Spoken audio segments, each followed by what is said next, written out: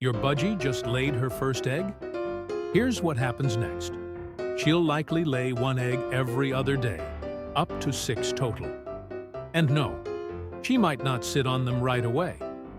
Full incubation usually starts after the second or third egg.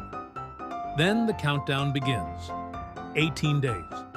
Each chick hatches in the order the eggs were laid. Tiny, blind, and helpless, but growing fast. By week 3, they're fluffy. By week 6, they're out of the nest. Both parents feed, clean, and protect. Your job? Keep it quiet, clean, and calm. Breeding budgies isn't just cute. It's commitment. Respect the process. Respect the birds. Follow Tiny Wings Academy for more real bird wisdom.